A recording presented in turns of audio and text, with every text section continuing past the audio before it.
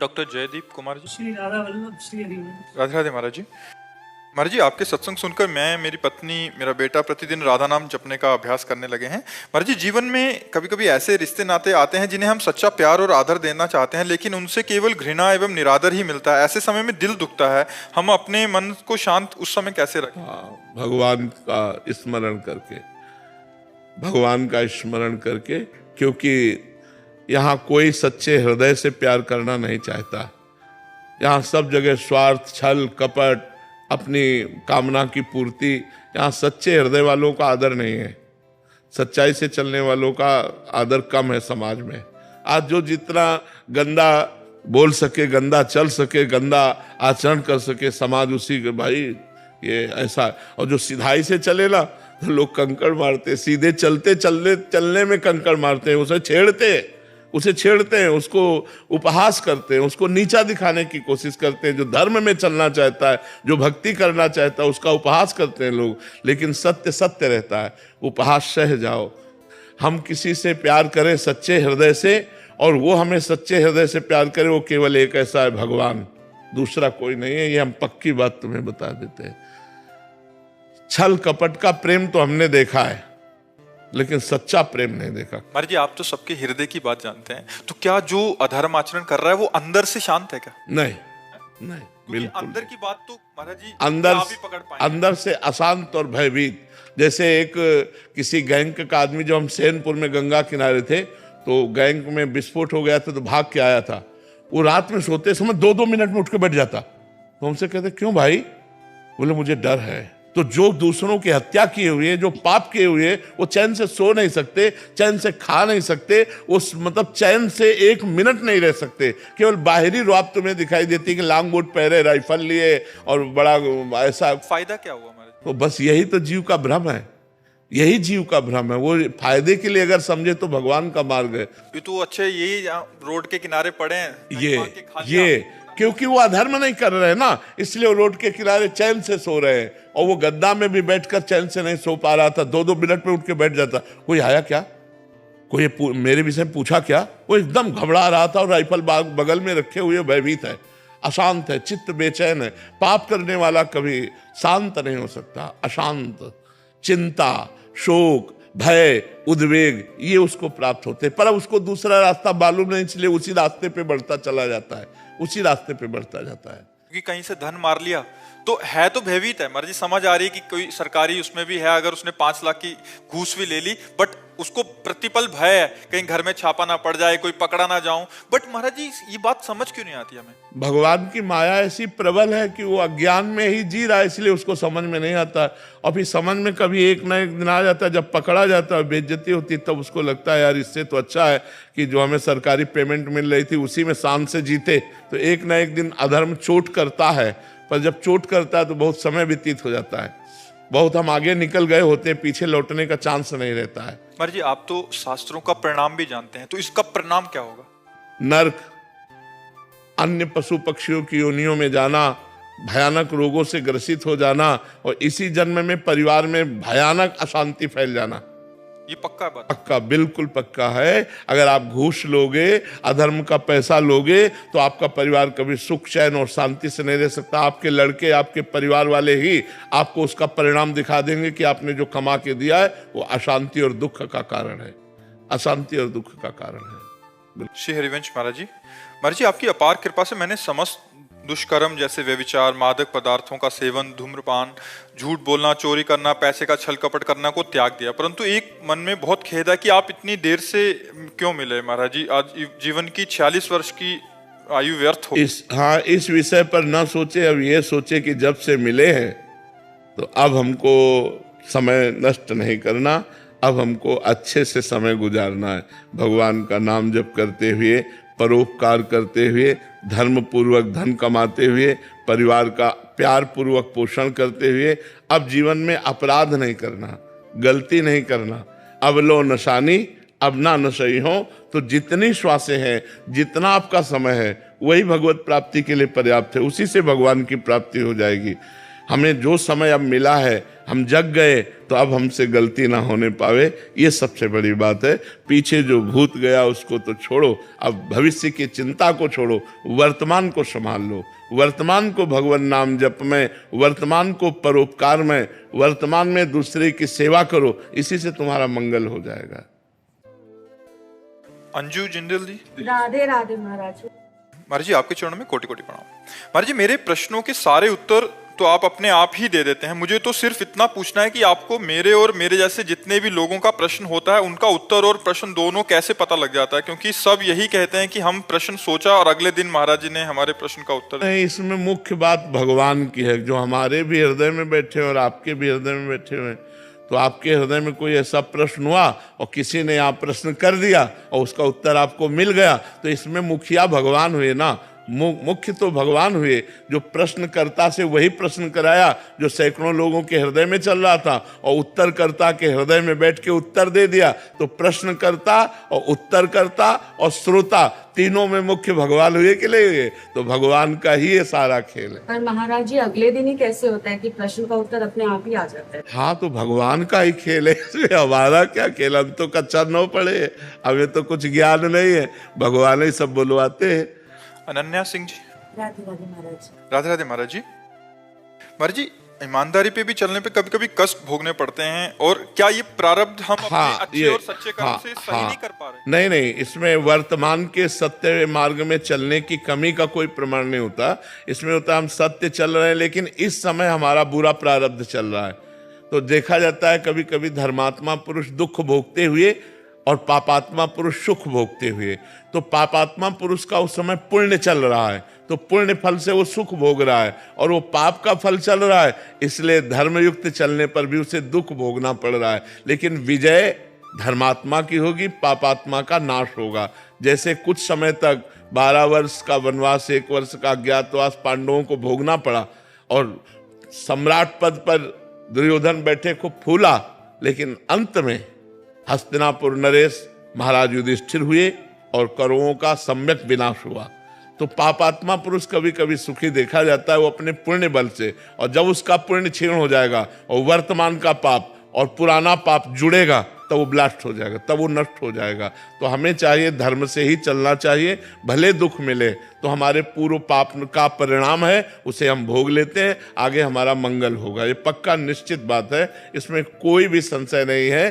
तो ब्रह्मास्त्र का प्रयोग मच्छर मारने के लिए जैसे नहीं किया जाता, ऐसे ही अपने भजन का प्रयोग अपने रोग नाश के लिए नहीं किया जाता। ये भजन का ही बल है कि हम आपके बीच में बैठे हैं ऐसी स्थिति पर भजन का बल का प्रयोग भगवान की प्राप्ति है, ना कि इस नाशवान शरीर को स्वस्थ कर लेना। अगर स्वस्थ भी होंगे और कल मरना है तो मर ही जाएंगे, और अगर हमें 10 साल जीना है तो अस्वस्थ होते हुए भी हम 10 साल जिएंगे और वो कार्य करेंगे जो एक स्वस्थ पुरुष भी नहीं कर सकता है। तो हमें चाहिए अपने भजन का प्रयोग सुख दुख में नहीं, भगवान की प्रसन्नता में प्रयोग करना चाहिए। तो भगवान प्रसन्न हो गए तो जा पर कृपा राम की हुई, ता पर कृपा करे सब कोई, सब मंगल हो जाएगा, सब आनंद हो जाएगा। मनोज गांधी जी करनाल से। महाराज जी आपके चरणों में कोटि कोटि प्रणाम। महाराज जी जीवन में कभी किसी का गलत नहीं किया, हमारे पास मौका भी आया गलत करने का, फिर भी नहीं किया, पर लोग अपना समय आते ही अपना रंग दिखा देते हैं, हमारे साथ गलत कर देते हैं, उन्हें हमें जवाब कैसे देना चाहिए? नम्रता पूर्वक गलत ना करते हुए। यदि आप सत्संगी हैं, आप विवेकी हैं, तो आप तो गलत कीजिएगा मत, और आपके साथ जो गलत होता है उसे सह लीजिएगा। आप अच्छा कीजिएगा तो आपकी उन्नति हो जाएगी, लौकिक और पारलौकिक दोनों उन्नति हो जाएगी। सांसारिक उन्नति भी हो जाएगी और भागवतिक उन्नति हो जाएगी। और जो आपको ठग रहे हैं, आपके साथ बेईमानी कर रहे हैं, आपके साथ अपना गलत रूप दिखा रहे हैं, उनका लोक और परलोक दोनों नष्ट हो जाएगा। तो अपने को चाहिए कि जो अपने साथ गलत करे उसके साथ अच्छा व्यवहार करें, क्योंकि हम लोग सत्संगी हैं, हम लोग भागवतिक हैं। तो जैसे किसी ने बहुत गरमबाजी दिखाई दी, गाली दे रहा है, अपमानित कर रहा है, तो शांत होकर वहां से निकल जाओ। अगर शांत होकर नहीं निकलते तो आपका भी अहित है और उसका भी अहित है। आप लड़ गए, मारपीट हुई, पुलिस में मुकदमा चला, फिर जीवन बर्बाद हो गया। और अगर थोड़ा झुक के चले गए तो उसको ऐसा ऐसा तमाचा मारेंगे ठाकुर जी ना कि वो सारी रंगबाजी हिरा जाएगी। जब शरीर स्वस्थ होता है, जेब में रुपया होता है, मनमानी भोग होता है, तो लगता है कौन भगवान, फिर उसका जब तमाचा पड़ता है तो आवाज नहीं होती उसके तमाचे में आवाज नहीं होती, लेकिन ऐसा मार मारते कि फिर पूछो मत, अच्छे अच्छे ऐसे हो जाते, अच्छे अच्छे। चलत दशानन डोलत तवनी, जब 10 कंधर रावण चलता था धरती कांपती थी, और उसी की खोपड़ी में बंदर लोग जो है ना चरण प्रहार करते थे। जब खोपड़ियां काट काट के भगवान ने गिराई ना तो प्रहार करते थे। रहा न कोकुल रोवन हारा, राम विमुखास हाल तुम्हारा, रहा न कोकुल रोवन हारा।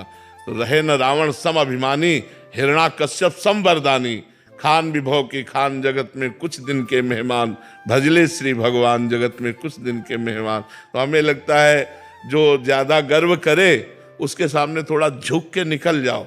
है कठिन काम, मतलब इतना हम थोड़ी, वो एक अभिमान आता ना, लेकिन उसी को संभाल लो, वो अपने आप ऐसे ठिकाने पे चोट लगे कि वो अपने आप ठीक हो जाएगा। उमा क्षमा श्राप होते भारी, श्राप से भी बुरा परिणाम होता है क्षमा कर देना। जाओ, तुम्हें क्षमा किया, कुछ नहीं कहेंगे। अब वो उसके ऊपर जो कार्यवाही होगी ईश्वर की, वो बहुत जोर की होगी। इसलिए मुझे लगता है अपने लोगों को, सत्संगियों को, सबके बल की बात नहीं है, सत्संगियों की बल की बात है, तो मुस्कुरा कर टाल दिया बात। अब वो बात जो फलीभूत होगी तो वो उसके ऊपर होगी, आपका तो मंगल हो जाएगा। पर है कठिन बात है जब हमें कोई गाली दे रहा हो और हम वहां से निकल जाए चुपचाप। ऐसा एक गाली सुन लेंगे तो शांति ही सबसे बड़ी बात है, नहीं तो अगर हम झगड़ा करेंगे तो फिर पुलिस का केस दोनों के ऊपर बनेगा। तो हमें लगता है अपने परेशानी को बचाने के लिए, अपने को उन्नतिशील करने के लिए हर जगह से अपने को बचाना चाहिए। जी। साक्षी मिश्रा जी इंदौर से। राधे राधे महाराज जी, आपके चरणों में कोटि कोटि प्रणाम। गुरुदेव भगवान, भक्ति और भाव के बीच क्या फर्क है? दोनों में ज्यादा भक्ति साधन है और उस साधन का फल भाव है, अलग नहीं है। भाव भक्ति का ही फल भाव है। जब भाव आ जाता है तो भगवान की प्राप्ति के नजदीक होता है। भाव बिन सुनी पुकारे मैं कभी सुनता नहीं, और भाव पेरी तेर ही करती मुझे लाचार है। भाव से मुझको बजे तो भाव से बेड़ा पार है। भाव आ गया तो फिर क्या है? भक्ति का साधन है, भक्ति साधन है, और भक्ति का फल है ये भाव। भाव आ गया तो भाव में डूबा हुआ जब भगवान को पुकारता है या भगवान को भोग लगाता है या भगवान की जो भी सेवा करता है वो प्रेममयी सेवा होती। भाव का भूखा हूं मैं और भाव ही एक सार है। भाव से मुझको भजे तो भाव से बेड़ा पार है। भाव बिन सुनी पुकारे मैं कभी सुनता नहीं, भाव पे तेर ही करती मुझे लाचार है। तो वो भाव आना कठिन है ना, साधन करो धीरे धीरे आ जाएगा। असंभव नहीं है, कठिन है। देखो, भाव से सबरी जी बेर चख कर भगवान को पवाया तो भगवान अखिल लोक ब्रह्मांड नायक, विश्व का भरण पोषण करने वाले भगवान सुदामा के हाथ से तंदुल छीन कर खाते हैं। रबड़ी रसगुल्ला वो थोड़ी है, तंदुल है जो कोई नहीं चबाना चाहेगा, वो छीन कर खाते हैं। विदुरानी के हाथ से छिलका खाते हैं। ये क्या है? भाव। ये है भाव। वो भाव में उनको होश ही नहीं, गूदा फेंक देती, छिलका मुंह में लगा देती। भगवान छिलका बड़े भाव से पा रहे हैं, विदुरानी जी के केले का छिलका। तो भाव एक बहुत बड़ी वस्तु है। भाव मिल गया तो भगवान मिल गए। भाव भक्ति से आता है। जब हम नवधा भक्ति करते हैं तब भगवान का भाव आता है। जी, इनका ही प्रश्न है कि श्री जी की सेवा करते समय मन का समर्पण और संवेदनशीलता कैसे बनाए रखें? जब हम नाम जप करेंगे, वाणी जी का गायन करेंगे तो श्री जी से अपनापन हो जाएगा। देखो, एक पड़ोसी के बच्चे को दूध पिलाना और एक अपने बच्चे को दूध पिलाना, अंतर हो जाएगा? नहीं, अंतर हो जाएगा। पड़ोसी के बच्चे में है कि, लेकिन अपने बच्चा, अपना बच्चा, तो ऐसे ही भगवान को भगवान मानकर सेवा करना और भगवान को अपना मानकर सेवा करना, अंतर पड़ जाएगा आपके मन में। जैसे भगवान को जब अपना मान लिया जाता है तो एक दिन कृष्णदास जी महाराज वल्लभाचार्य जी के शिष्य बाजार में जा रहे थे, गरम गरम जलेबी बन रही थी। कहा यार ये तो ठाकुर जी के लिए बढ़िया है। आंख मूंदा और भाव से, तो वहां ठाकुर जी जलेबी पाने लगे। भाव से भेजा ना, भाव से जलेबी खरीदी नहीं, केवल आंख मूंद कर भाव से, अरे तो ठाकुर जी के लायक गरम गरम जलेबी बढ़िया, ठाकुर जी पाने लगे। हमारा भाव बन जाए ठाकुर जी के प्रति अपना, कि मेरे ठाकुर जी, मेरे प्रियालाल, तो फिर जो सेवा होगी वो बड़ी सुंदर होगी। अब ये अपनापन नहीं हुआ ना। अब जैसे आप तो पाओ हलवा और चाय और रबड़ी और ठाकुर जी के आगे रख दो चिरौरी, तो फिर भाव क्या रह गया ठाकुर जी का। दुकानों में पूछते हैं सुपारी अपने लिए लोगे कि ठाकुर जी के लिए? अपने लिए तो फिर वो अलग दी जाएगी। तो ऐसा करोगे तो फिर ठाकुर जी भी बहुत चतुर शिरोमणि है वो फिर जल्दी पकड़ में नहीं आते। पत्र पुष्प से मैं प्रसन्न हो जाता हूँ तो बड़े भाव, भाव देखो, अगर हमारा भाव है तो भगवान एक तुलसी दल से प्रसन्न हो जाएंगे। एक तुलसी दल, देखो बताया ना, तंदुल कौन पाता है? कौन? तंदुल माने होते चावल के टूटे हुए किनके, छिलका कौन पाता है? ब्रह्मांड नायक प्रभु है। बेर, सबरी जी के बेर प्रसिद्ध है, सुदामा के चावल प्रसिद्ध है, तंदुल प्रसिद्ध है, और विदुरानी का केला का छिलका प्रसिद्ध है कि भगवान ने पाया। इसलिए पाया, उसमें प्रेम है, उसमें भाव है। यदि वस्तु में एक पत्ते में एक तुलसी दल चढ़ा रहे हो, आपके आंसू गिर रहे हैं, भाव उतने में भगवान बिक जाएंगे। एक चुल्लू जल भगवान को दे दो, उतने में प्रसन्न हो। पर प्रसन्न तब होंगे जब आप अपनापन करके दे रहे हो, तब बात बनेगी, नहीं तो बात नहीं बने। प्रवीण हड़िया जी, राधे राधे महाराज जी। महाराज जी, मेरे मन में ये विडंबना है कि कभी कभी किन्हीं सिद्ध या शुद्ध पुरुष के प्रवचन सुनते समय कह रहे कि महाराज जी कभी कभी कोई तर्क हो जाता है कि क्या ऐसा भी हो सकता है? हाँ, हो जाना चाहिए, कोई परेशानी नहीं है, उसका निराकरण कर लेना चाहिए। दूसरी तरफ लगता है कि क्या तो को बात पे भरोसा नहीं है, फिर अंदर ही नहीं, अगर तर्क हो जाए तो हम उसका निषेध नहीं करते। तर्क होना हमारा स्वाभाविक है, तो हमको संतों से प्रश्न कर लेना चाहिए। अगर तर्क होता है तो प्रश्न कर लेना चाहिए, तो वो और उसको खोलकर समझाएंगे तो आपका तर्क शांत हो जाएगा। क्या हमें सीधा बात नहीं मान लेनी चाहिए? ऐसा भी लिखा है कि हमें, ये तो सर्वोत्तम श्रद्धा है कि जो बात निकली उसको मान लिया, लेकिन अगर तर्क आ जाता है तो कोई गलत बात नहीं है। तर्क आना कोई गलत बात नहीं कि आप जो कह रहे हैं इसको हम कैसे धारण कर सकते हैं, कैसे मान सकते हैं, तो और ही विस्तार से उसको बताएंगे। पर ये ऐसा भी हो सकता है कि नाम जापक ऐसे हुए, ऐसा हुआ, ऐसा तर्क आ जाता है कि क्या ये सच बोल रहे हैं, मतलब किसी बात पे कि जब उनकी सिद्धावस्था की बात। नहीं, संशय तो नहीं करना चाहिए। भगवान के भजन में बड़ी सामर्थ्य है, बहुत बड़ी सामर्थ्य है, तो ऐसा संशय नहीं करना। नाम से कुछ भी हो सकता है, नाम में बड़ी सामर्थ्य है, लेकिन जप करके तो देखो, नाम में बहुत सामर्थ्य है, नाम में अपार सामर्थ्य है। नाम जप कर ये संशय नहीं करना चाहिए ऐसा भी हो सकता है कि हाँ, हो सकता है। नाम में बड़ी सामर्थ्य। भगवान करतुम अकर्तुम अन्यथा करतुम है। भक्त प्रहलाद जी को आग में जलाया गया, विष पिलाया गया, तो वो उनकी इतनी उच्च कोटि की भक्ति थी कि उनको आग भी नहीं जला पाई। अब हर भक्त को तुम जला के देखो कि प्रहलाद जी, तो हर भक्त प्रहलाद जी तो नहीं है। उनकी उस उच्च कोटि की अलग अलग स्थिति होती है ना। उनको ये जो पंचभूत है वो स्पर्श भी नहीं कर। जल में डुबोए गए लेकिन वो डूबे नहीं, पत्थर से दबाए गए लेकिन वो पिचके नहीं, आग से जलाए गए उनको जलन नहीं हुई। क्या क्या उनके ऊपर गैस छोड़ी गई मरण वाली, न जाने क्या क्या। वो हिरण्यकश्यप त्रिभुवनपति था, सब कुछ करके हार गया, लेकिन बाल भी नहीं झुलसा पाया। क्यों? इतनी उच्च कोटि की भक्ति की भगवान खंभा फाड़कर नरसिंह रूप में प्रकट हो गए, जो रूप कभी न सुना गया, न देखा गया, न पढ़ा गया। प्रहलाद जी की भक्ति से भगवान ने वो रूप धारण किया जो कभी पढ़ा नहीं गया, कभी देखा नहीं गया, कभी सुना नहीं गया। नरसिंह रूप, नीचे नर और ऊपर सिंह, वो भयंकर रूप कि त्रिभुवनपति हिरण्यकश्यप कांप गया और अस्त्र शस्त्र छूट गए, एक दहाड़ में मूर्छित होकर गिर गया। तो भगवान है यार। और उन भगवान का जो भजन करते हैं तो कुछ भी हो सकता है, कुछ भी हो सकता है, उसमें कोई मतलब समस्या नहीं है। तो इसलिए नाम जप करो, खूब भगवान के भजन में रहो, सब सुविधा भगवान दे देंगे, लोक परलोक की सब दे देंगे। मेहनत करो।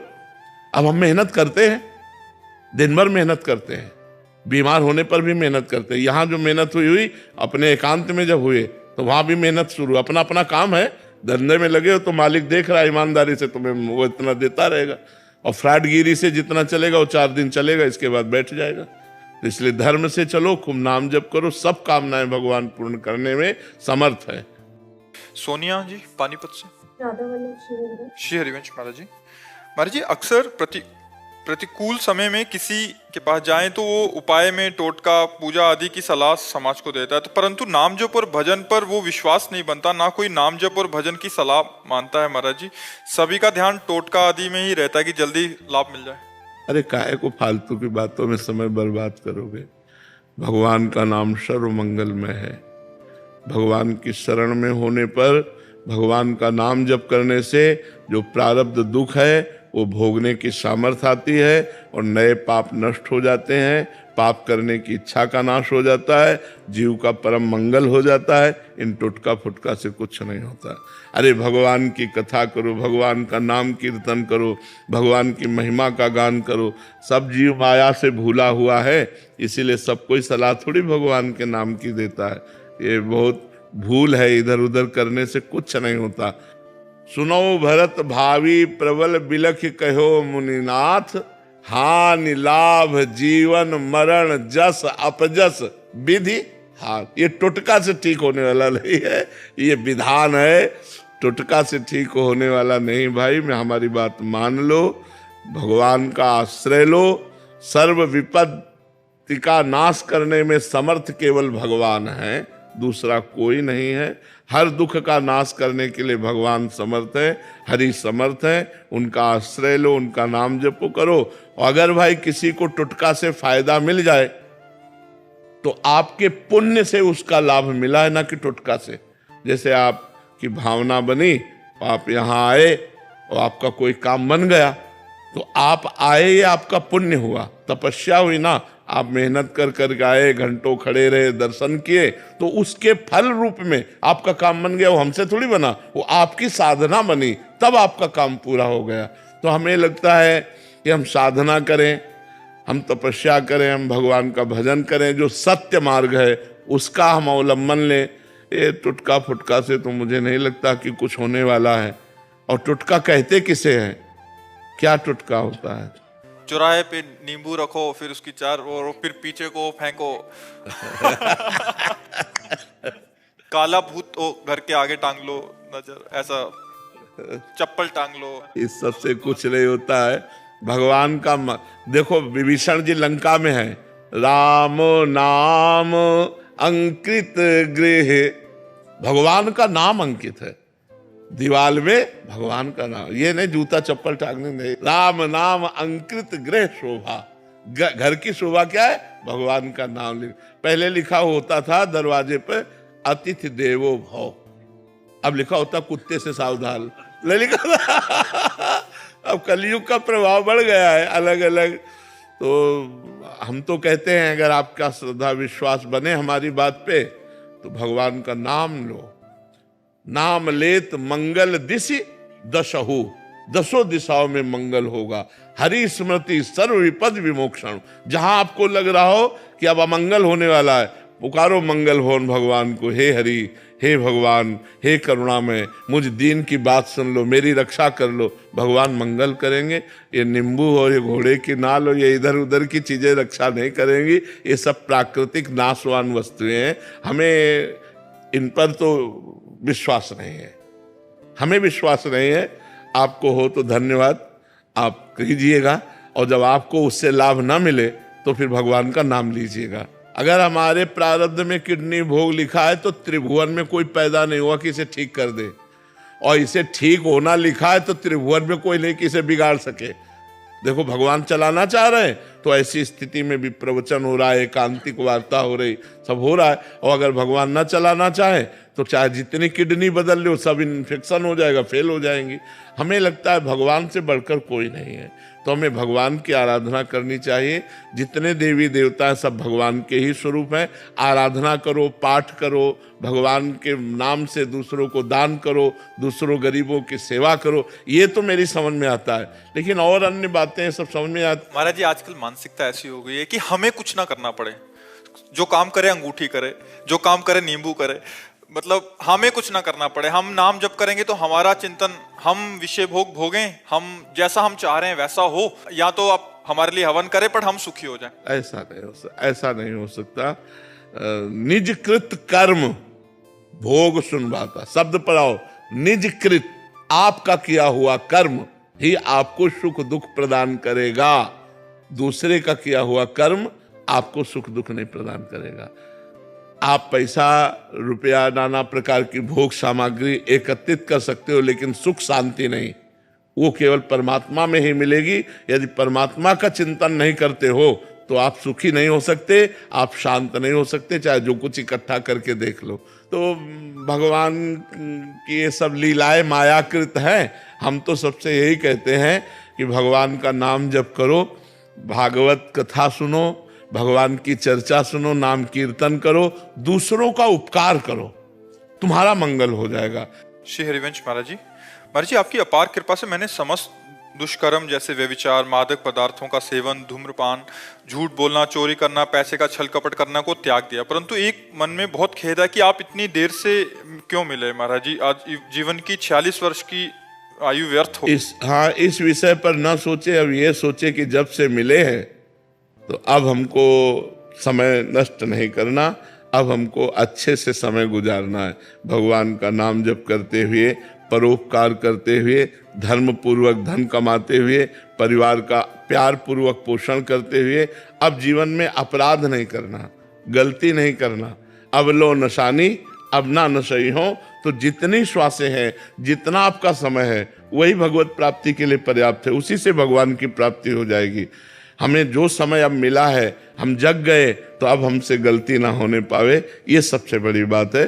पीछे जो भूत गया उसको तो छोड़ो, अब भविष्य की चिंता को छोड़ो, वर्तमान को संभाल लो। वर्तमान को भगवान नाम जप में, वर्तमान को परोपकार में, वर्तमान में दूसरे की सेवा करो, इसी से तुम्हारा मंगल हो जाएगा।